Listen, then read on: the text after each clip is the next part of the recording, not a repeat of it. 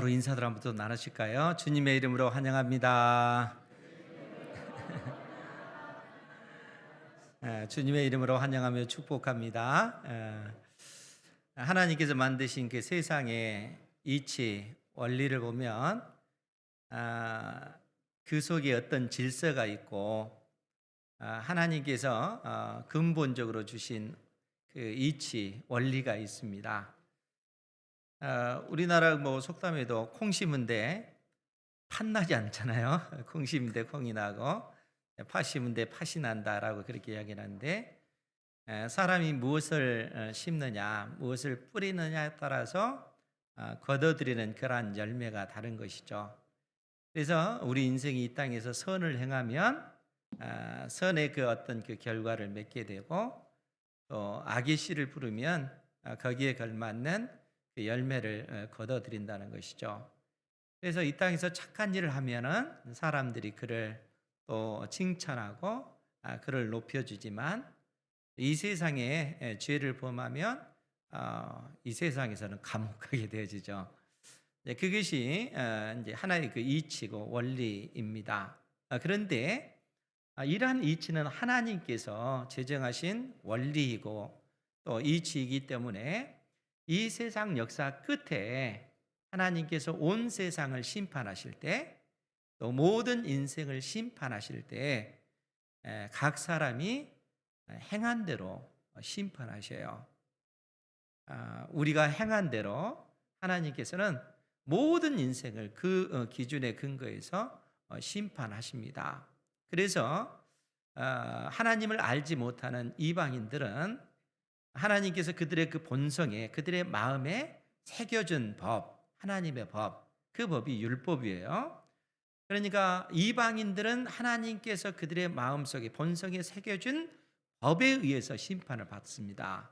율법에 의해서 심판을 받는다는 얘기예요. 그리고 율법이 있는 유대인들은 그 율법이 근거가 되어서 그들이 심판을 받게 되어지는 겁니다.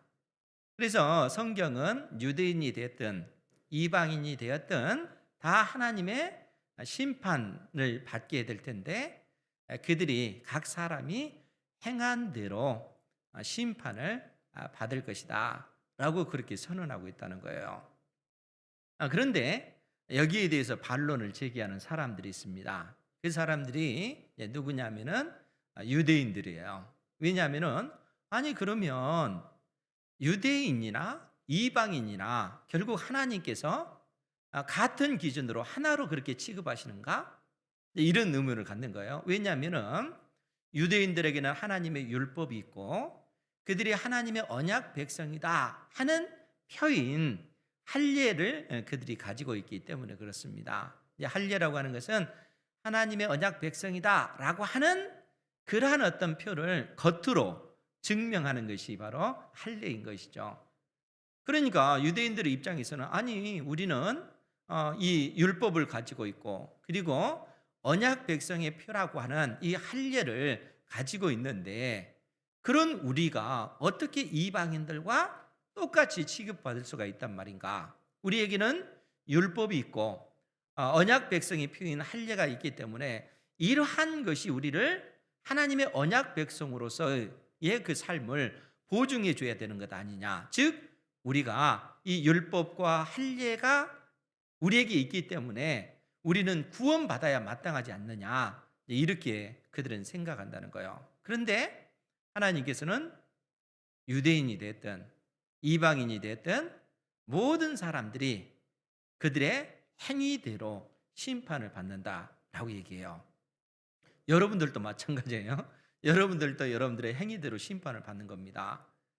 그러니까 이제 여기에 대해서 유대인들이 이러한 어떤 그 반문을 제기하는 거예요. 그래서 오늘 1절 말씀에 보면 뭐라고 기록이 됐냐면, 그런즉 유대인의 나음이 무엇이며 할례의 유익이 무엇이냐. 이방인과 유대인이 다 같다면 우리 유대인들의 그 유익이 무엇이냐, 할례, 언약 백성의 표인 할례의 그 유익이 무엇이냐, 이렇게 반문하는 것이죠. 여기에 대해서 오늘 바울 사도가 2절에 뭐라고 얘기하냐면, 우리 같이 한번 볼까요? 시작. 범사에 많으니 우선은 그들이 하나님의 말씀을 맡았음이니라. 아멘. 그러니까 유대인의 그 유익, 할례의 그 유익이 모든 면에서 많다는 거예요. 그러면서 그 중에 가장 으뜸인 것이 뭐냐면은 그들이 하나님의 말씀을 맡았다 하는 것이 가장 중요하다는 거예요. 그러니까 유대인들이 이방인에 비해서 그 유익한 것이 너무너무 많다는 거예요. 모든 면에서 많다는 거예요. 그리고 그 중에 가장 중요한 것, 가장 으뜸인 것이 그들이 하나님의 말씀을 맡았다라는 얘기예요. 하나님의 말씀을 맡았다라는 말이 무슨 얘기겠어요? 우리가 하나님의 말씀, 율법을 보관했다. 이제 이런 의미가 아니고, 이 맡았다라고 하는 그 의미는 이제 여기서 굉장히 중요한 거예요. 잘 들으셔야 돼요. 하나님의 말씀을 맡았다라고 하는 것은 하나님의 그 뜻과 하나님의 그 계획이 이스라엘 백성들의 그 역사를 통해서 온전히 이루어졌다라는 그런 말이에요. 즉 무슨 얘기냐면 하나님께서는 이스라엘 백성들에게 많은 약속을 주셨잖아요. 그리고 그 약속이 이스라엘 그 백성들의 삶을 통해서 이스라엘 백성들의 그 역사를 통해서 궁극적으로 이루어진다는 거예요. 그 약속이 시간이 감에 따라서 성취되어지는 거예요. 하나님의 그 뜻과 계획, 이 세상을 구원하시고자 하는 하나님의 그 크신 그 계획이 다른 민족이 아니라 오직 이스라엘 그 백성들을 통해서 하나님의 그 뜻이 그 계획이 그들의 삶을 통해서 이루어진다는 거예요. 이러한 일들을 이루시기 위해서 하나님께서 이스라엘 백성과 언약을 맺으시고 하나님께서 약속해 주신 것이 뭐냐면은 너희들은 이 세상 속에서 제사장 나라가 될 것이다. 제사장 나라가 된다는 것은 하나님과 이 세상 속에서 중보자 역할을 할 것이다 라는 얘기예요. 뿐만 아니라 너희들만이 이 세상의 모든 나라들, 많은 나라들이 있고 민족들이 있지만 오직 너희들만이 하나님의 구별된 백성이다. 하나님께서 그렇게 약속을 주셨어요. 그러니까 이러한 약속을 하나님께서는 이스라엘 백성들의 삶 속에 그들의 역사 가운데 하나님께서는 이루어 가시겠다는 거예요. 하나님께서 이런 놀라운 약속을 해 주신 것입니다. 그러면서 하나님께서 주신 말씀이 뭐냐면 너희들이 나와 맺은 이 언약을 잘 지켜야 된다. 잘 지켰을 때는 언약적 복이 주어지지만 그렇지 못했을 때는 언약적 심판이 너희들에게 임할 것이다. 이 말씀을 주시는 거예요. 그 내용이 레위기 26장에 기록이 되어져 있어요. 그리고 신명기 28장에 기록이 되어져 있습니다. 레위기 26장에 있는 그 말씀은 출애굽 1세대들에게 십계명을 풀어서 그때 당시 그 출애굽 1세대들에게 주신 말씀이에요. 그리고 신명기 28장은 출애굽 2세대들에게 주신 말씀이에요. 그러니까 하나님과 맺은 언약을 잘 지키면 언약적 복이 너희들에게 주어질 것이지만 지키지 아니하면 언약적 심판이 너희들에게 임할 것이라는 거예요. 그리고 그 심판에 관해서 네 가지로 말씀하셔요. 그 첫 번째 심판이 칼의 재앙이죠. 그리고 두 번째가 기근의 재앙, 세 번째가 전염병의 재앙, 네 번째가 사나운 짐승의 그 재앙이에요. 여러분 그 에스겔 14장 21절에 보면 이 네 가지 재앙에 관해서 말씀하셔요. 그리고 이 네 번째인 그 사나운 짐승의 재앙이라고 하는 것은 구약 시대 때 그 사람들은 대부분 농사를 짓잖아요. 그러할 때 그들이 하나님과 맺은 언약을 제대로 지키지 못하면 사나운 짐승들이 나타나서 농작물들을 다 해치는 거예요. 뿐만 아니라 사람들을 무수한 사람들을 이 사나운 짐승에 의해서 무수한 사람들이 죽임을 당하게 되어지는 것이죠. 그것도 하나님의 언약적 그 심판이라는 거예요. 그러니까 하나님과 맺은 언약에 신실하면 하나님께서는 이스라엘을 강성하게 만드시고 주변 이방 나라들은 약화시키고 반면에 이스라엘 백성들이 하나님 되시는 우상을 섬기고 하나님의 율법에 신실하지 아니하면 하나님께서는 이방 나라를 통해서 칼의 재앙, 전쟁이 일어나서 목숨을 잃도록 만들고요. 또 기근을 통해서 하나님께서 심판을 내리시기도 하고 전염병을 통해서 사나운 짐승의 그 재앙을 통해서 이스라엘 백성들을 심판하셔요. 그러니까 여러분들이 이제 구약 성경을 볼 때 특히 이제 역사서를 볼 때 잘 보셔야 돼. 왜냐하면은 이스라엘 나라의 역사가 진행되어지면서 하나님을 신실하게 섬겼을 때는 하나님께서 그들에게 복을 주셔요. 그러니까 역사의 방향이 그렇게 바뀌어지는 거예요. 반면 하나님 대신에 우상을 섬기면 어때요? 그 역사의 그 방향이 하나님의 진노의 심판을 받는 그러한 모습으로 나타나요. 그러니까 하나님의 약속의 말씀이 이스라엘 백성들의 그 삶을 통해서 역사를 통해서 그대로 이루어지고 있는 거예요. 하나님의 뜻과 계획이 이스라엘 백성들의 그 삶을 통해서 이루어져 가고 있는 거예요. 하나님의 약속이 그렇게 이루어져 가는 겁니다. 그리고 나서 하나님께서 궁극적으로 무슨 말씀을 해주시냐면, 그래도 너희들이 끝끝내 하나님께 돌이키지 아니하고 너희들의 죄가 그만큼 깊어지고 그 죄악의 어떤 그 강이 넓어졌을 때, 도저히 너희들의 힘으로 하나님께로 돌이킬 수 없을 때 하나님께서 이 네 가지 재앙을 한꺼번에 다 쏟아 부으셔서 너희들을 멸망시킬 것이다 라고 얘기해요. 그래서 여러분, 북이스라엘이 아수르에 의해서 멸망을 당한 거예요. 남유다가 나중에 바벨론을 통해서 멸망을 당하는 거예요. 언약적 그 심판이 그들에게 쏟아 부어졌기 때문에 그런 겁니다. 즉 하나님과 이스라엘 사이에 맺은 그 언약이 완전히 이제는 파기되고, 이제는 하나님의 언약 백성이었는데 마치 이방인들과 똑같은 그러한 모습이 됐다는 거예요. 그런 상황에서 그들이 율법을 가지고 있다 할지라도 그들이 언약 백성의 표인 할례를 그들이 행했다 할지라도 그들이 언약 백성이 될 수가 없어요. 왜냐하면 하나님과 이스라엘 사이 맺은 언약이 그처럼 파기되어지면 그렇다는 거예요.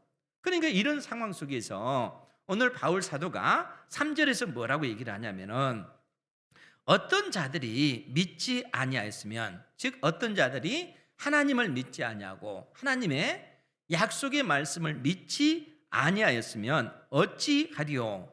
그 믿지 아니함이 하나님의 믿부심을 폐하겠느냐? 여기서 하나님의 믿부심이라고 하는 이 단어는 하나님의 신실하심이에요. 그러니까 하나님과 이스라엘 사이에 맺은 그 언약에 하나님께서는 끝까지 신실하세요. 끝까지 신실하기 때문에 하나님과 맺은 율법에 신실한 그런 백성에게는 하나님께서 복을 주시지만, 그렇지 않는 사람에게는 언약적 심판을 내리신다는 거예요. 그것이 하나님의 신실하심, 하나님의 열정, 하나님의 그 열심이라는 거예요. 그런데 오늘 바울 사도가 뭐라고 얘기하냐면, 어떤 자들이, 이 어떤 자들은 누구였어요?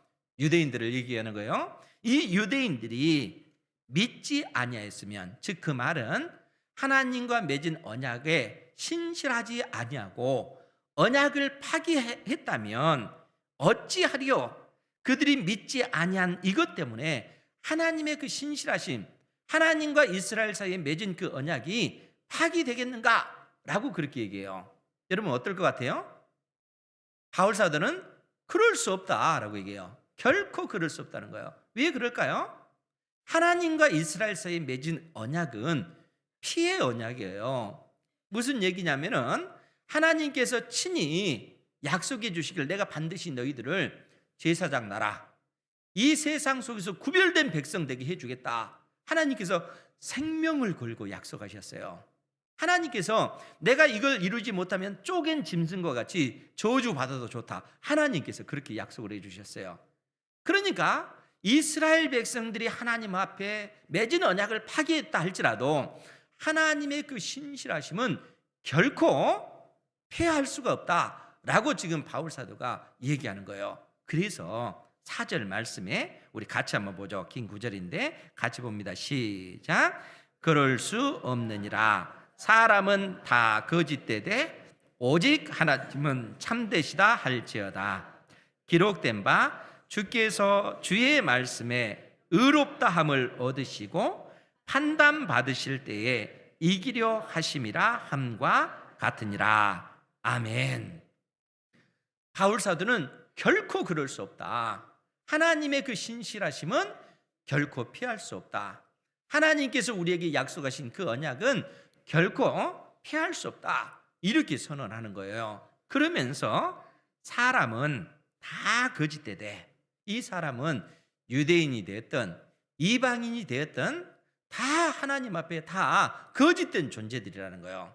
모든 인생들은 죄 아래에 있기 때문에 결과적으로 모든 인생들이 다 하나님의 진노의 심판 아래에 있는 존재라는 거예요. 그래서 사람은 다 거짓되되 오직 하나님은 참되시다 할지어다. 오직 하나님은 신실하시다, 그 얘기예요. 오직 하나님은 그분이 우리에게 맺은 그 언약에 신실하시기 때문에 기필코 우리를 하나님의 언약 백성 만드실 것이다. 하나님의 그 신실하심, 하나님의 그 열정, 하나님의 그 열성, 하나님께서 우리를 향한 그 충성은 그만큼 대단하다는 거예요. 하나님께서 우리를 그토록 사랑하시고 그러한 일들을 반드시 이루실 분이라는 거예요. 그래서 오직 하나님은 참되시다, 오직 하나님은 신실하시다, 이렇게 선언해요. 그러면서 바울 사도가 말씀을 하나 인용한데 시편 51편 4절에 있는 말씀입니다. 그 내용이 주께서 주의 말씀에 의롭다 함을 얻으시고 판단 받으실 때에 이기려 하심이라. 여러분, 이 말씀이 무슨 의미겠어요? 시편 51편 말씀은 다윗이 하나님 앞에 범죄한 이후 통곡하면서 회개하며 지은 그 시입니다. 즉 무슨 얘기냐면 다윗이 그의 인생 가운데 엄청난 죄를 하나 지었잖아요. 그것은 우리아의 아내 밧세바와 간음한 일이었어요. 그리고 이 죄가 들통날까 봐 밧세바의 남편인 우리아를 요압 장군에게 몰래 편지를 써가지고 암몬 군대와 이 전쟁을 벌일 때 그 전방에 앞서 싸우게 한 다음에 병사들을 물려버리는 거예요. 그래서 적들의 이 칼에 의해서 우리아가 죽도록 그렇게 만들었어요. 다윗이 진짜 나쁜 사람이잖아요. 그러니까 이처럼 나쁜 사람입니다. 남의 아내를 빼앗아 간음하고 그 죄를 감추기 위해서 그 남편을 죽인 사람이에요. 그러니까 이런 죄를 은밀하게 이 다윗이 행한 겁니다. 그런데 하나님께서 나단 선지자를 보내셔서 다윗의 그 죄를 지적합니다. 그러니까 이로 인해서 다윗이 큰 충격을 받아요. 그리고 자기의 내면을 살펴봅니다. 내 안에 도대체 무엇이 들었는가? 남의 아내를 취해서 간음하고 그 남편을 살해하는 이런 악을 자행을 했잖아요. 그것을 사람들이 모르게 하기 위해서 은밀하게 그 모든 일들을 진행했지 않습니까?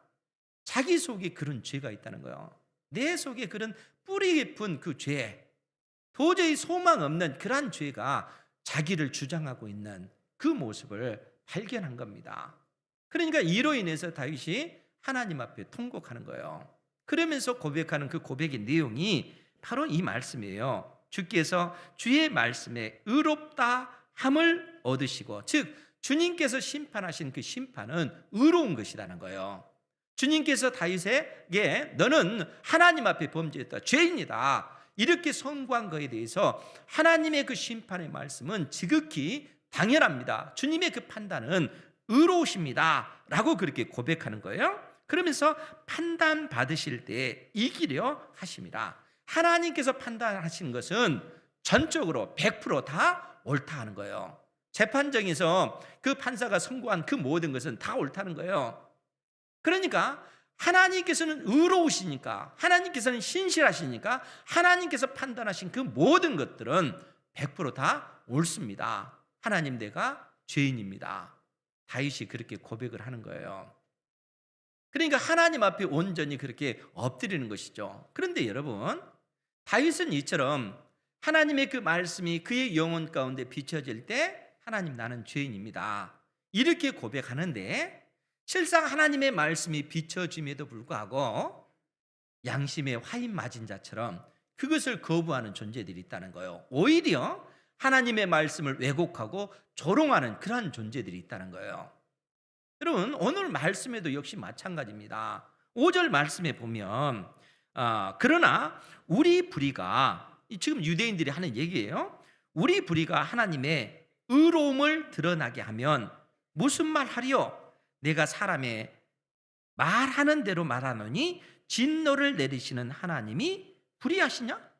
그러니까 내가 잘못한 이것으로 인해서 하나님의 의로움이 드러났는데, 이것으로 인해서 하나님의 의로움이 드러났다면 하나님께서는 이것 때문에 나를 심판하시는 거, 이거 불의한 것 아니야? 이렇게 하나님을 조롱하고 대적하는 양심에 화인 맞은 자들이 있다는 거예요.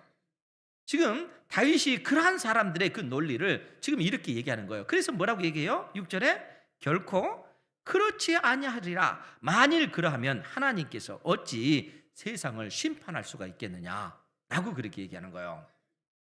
의로우신 하나님께서는 불의한 자를 마땅히 심판하시는 것이지, 불의한 자들이 나의 불의함 때문에 하나님의 의로움이 드러났기 때문에 이런 나를 심판하는 것은 하나님께서 불의한 것 아니야? 이렇게 주장하는 것은 이건 엉터리라는 거예요. 이렇게 하나님을 멸시하고 모독하는 그러한 인생들이 있어서 되겠느냐? 하나님께서 그러면 어찌 세상을 심판할 수 있겠느냐라고 얘기하는 거예요. 뿐만 아니라 7절에서도 또 뭐라고 얘기했냐면은, 그러나 나의 거짓말로 하나님의 참되심이 더 풍성하여 그의 영광이 되었다면 어찌 내가 죄인처럼 심판을 받으리요. 내가 한 거짓말로 인해서 하나님의 참되심이 더 풍성하게 드러나고 그것이 하나님의 영광을 높이는 것이 되었다면 어찌 내가 죄인처럼 심판을 받을 수 있겠는가? 이렇게 주장하는 인생들이 있다는 거예요. 그야말로 양심에 화인 맞은 그러한 사람들이라 하는 얘기죠. 그러할 때 바울 사도가 뭐라고 얘기했냐면 8절에, 또는 그러면 선을 이루기 위하여 악을 행하자 하지 않겠느냐? 어떤 이들이 이렇게 비방하여 우리가 이런 말을 한다고 하니 그들은 정죄받는 것이 마땅하니라. 그들은 심판받아 마땅한 존재들이라는 거예요. 양심에 화인 맞은 자처럼 그렇게 하나님을 대적하고 조롱하는 그러한 이들은 하나님의 진노의 심판을 받는 것이 마땅하다, 이렇게 선언하고 있는 겁니다. 그런데 이제 여기서 우리가 정말 심각하게 주목해야 될 것이 있어요. 그것이 뭐냐면은 하나님께서 그 다윗을 통해서 주신 그 말씀, 즉 3절 말씀을 빌어서 보자면, 어떤 자들이 믿지 아니하였으면 어찌하리요? 그 믿지 아니함이 하나님의 미쁘심, 신실하심을 피하겠는가? 결코 그럴 수 없다라고 바울 사도는 얘기했어요. 그러면서 다윗이 고백한 그 고백을 인용하고 있습니다. 그 내용을 우리가 다시 한번 보겠습니다. 우리 시편 51편 4절에 있는 말씀이에요. 이 말씀을 인용을 했는데 우리 함께 보도록 하겠습니다. 시편 51편 4절 말씀인데 제가 읽어드릴게요. 내가 주께만 범죄하여 주의 목전에 악을 행하였사오니 주께서 심판하실 때에 의로우시다 하고, 주께서 말씀하실 때에 의로우시다 하고 주께서 심판하실 때에 순전하시다 하리이다. 지금 다윗은 내가 주께만 범죄했다라고 그렇게 고백해요. 그런데 여러분, 시편 51편은 다윗이 지금 누구에게 가장 큰 죄를 범한 거예요? 우리아에게 범한 거잖아요. 왜냐하면 우리아의 아내를 그가 빼앗았을 뿐만 아니라 우리아를 그가 죽인 거잖아요. 살인한 거잖아요. 누구보다도 이 다윗은 우리아에게 이 죄를 범했는데, 지금 다윗은 뭐라고 얘기했냐면 내가 주님께만 범죄했습니다 라고 얘기해요. 여러분, 이 말씀의 의미가 뭘까요? 이 말씀은 하나님께서만이 온 세상을 심판하시고 하나님께서만, 오직 하나님께서만 모든 인생을 심판하신다는 거예요. 그러니까 그 하나님께서는 각 사람이 행한 대로 심판하시는 전능하신 하나님이세요. 그 하나님 앞에, 심판주 하나님 앞에 우리 인생이 나아갔을 때 우리의 모습이 어떠하겠어요?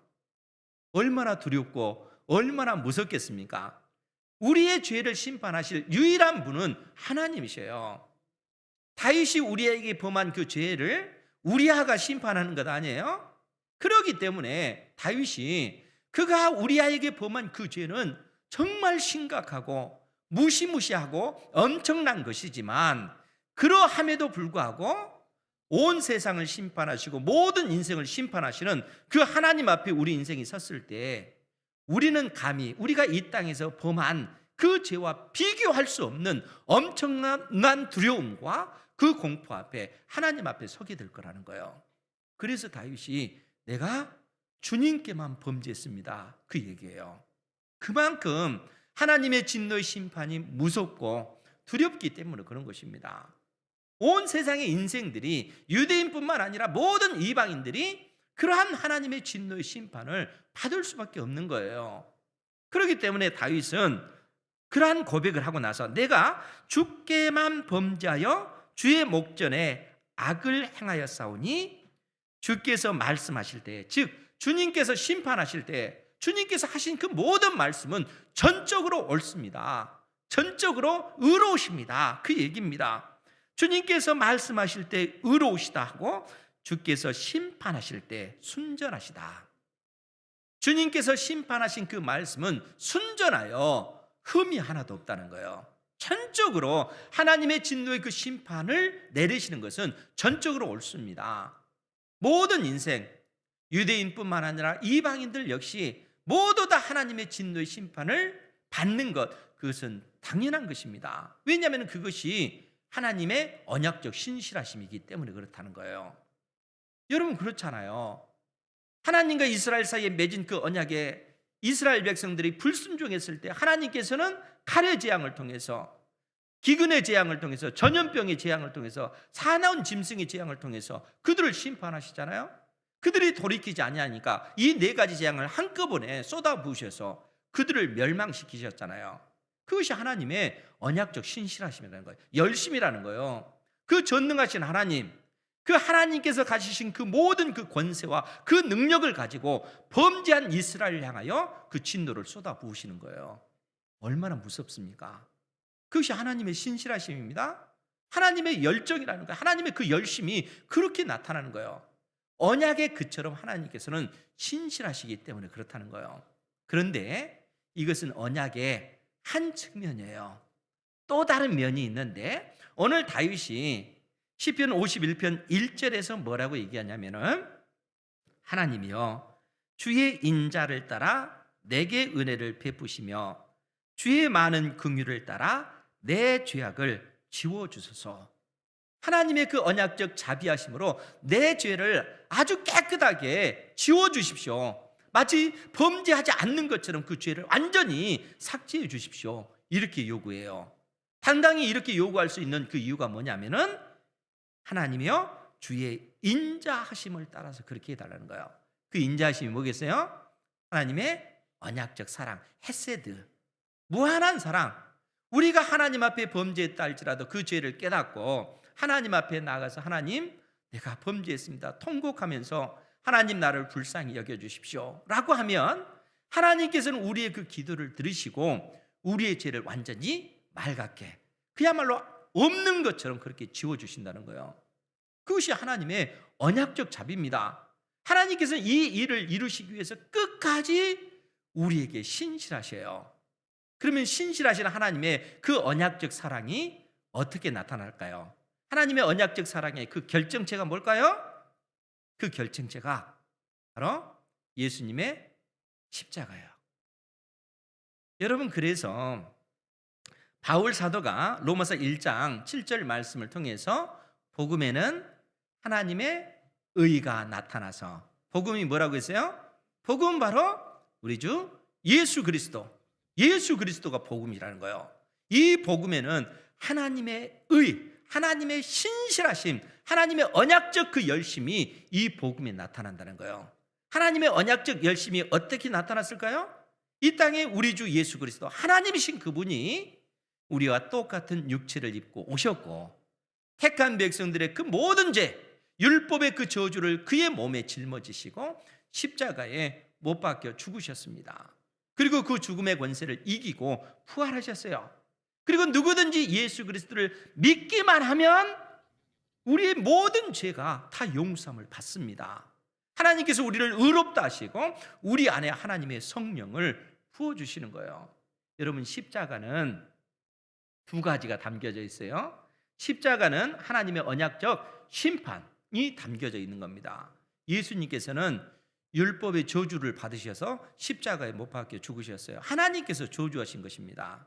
하나님께서 그의 아들 예수 그리스도를 십자가에 못 박아 죽으신 거예요. 그런데 그 저주는 실상 우리가 받아야 될 저주라는 거예요. 나의 죄 때문에 예수님께서 나를 대신하여 십자가의 그 저주를 받으신 것입니다.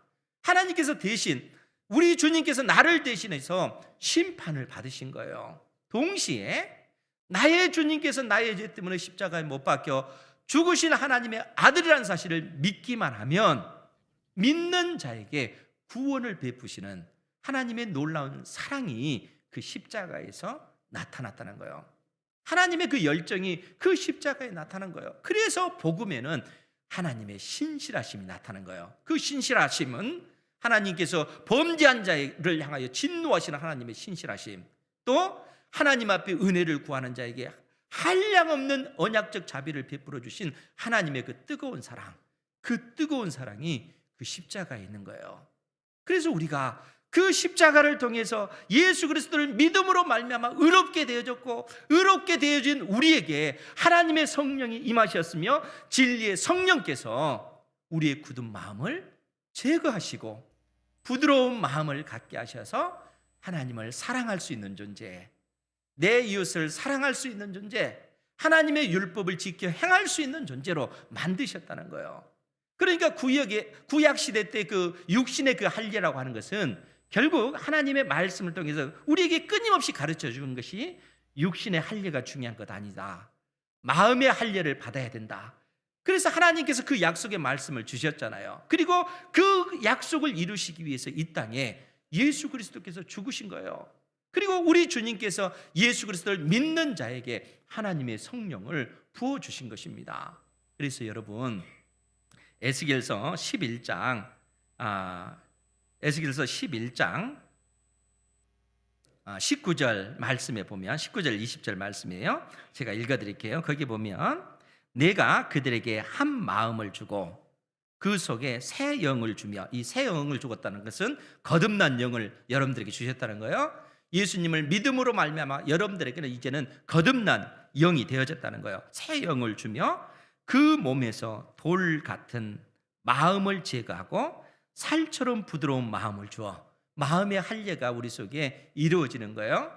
굳은 마음이 제거되어져서 하나님을 뜨겁게 사랑할 수 있는 존재, 내 이웃을 내 몸처럼 사랑할 수 있는 존재, 그런 존재가 되어 내 율례를 따르며, 20절이에요. 내 율례를 따르며 내 규례를 지켜 행하게 하리니 그들은 내 백성이 되고 나는 그들의 하나님이 되리라. 이스라엘 백성들이, 유대인들이 이 말씀을 맡은 거예요. 그러니까 역사 가운데 하나님의 그 뜻과 계획이 이처럼 이루어진다는 것을 이 세상 사람들은 모르는데 유대인들은 이 약속의 말씀을 갖고 있잖아요. 하나님께서 말씀하신 그대로 이스라엘 백성들의 그 역사를 통해서 온 세상을 구원해 내시기 위한 그러한 놀라운 일들을 행해 가고 있는 거예요.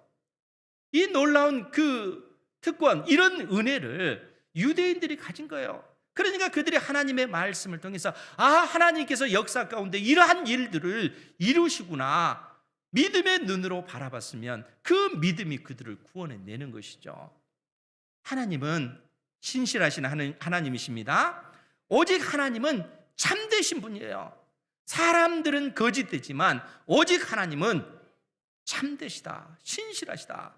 그 신실하신 하나님께서 우리를 구원하시기 위해서, 우리를 하나님의 언약 백성 삼으시기 위해서 이처럼 놀라운 일, 독생자 예수 그리스도를 아낌없이 내어주셔서 우리를 하나님의 백성 삼으셨다는 거예요.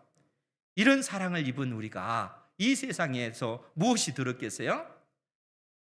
이런 은혜를 입은 우리가 이 세상 그 무엇이 들었겠습니까? 그래서 다윗 자체도 하나님 앞에 담대하잖아요. 그처럼 크나큰 죄악을 범했지만 하나님 앞에 엎드려서 하나님은 언약적 자비를 나에게 내려주십시오. 그리고 내 죄를 마치 없는 것처럼 만들어 주십시오. 다윗이 그처럼 기도한 이유가 어디에 있겠어요? 예수님의 십자가, 장차 하나님께서 이루실 그 일을 내다보면서 그렇게 믿음의 간구를 드린 것입니다. 사랑하는 성도 여러분, 이 진리의 말씀을 붙잡고 나아가시기 바랍니다. 하나님의 약속의 말씀은 이 세상 역사 끝에 반드시 다 이루어져요. 역사 가운데 하나님의 뜻이 이루어지고 이 땅에 주님께서 재림하셔서 영원한 하나님의 나라를 완성시켜 나가실 것입니다. 이 믿음 가운데 살아가는 우리 은행교회 모든 성도들 되기를 주님의 이름으로 축원드립니다. 기도하겠습니다. 거룩하신 아버지,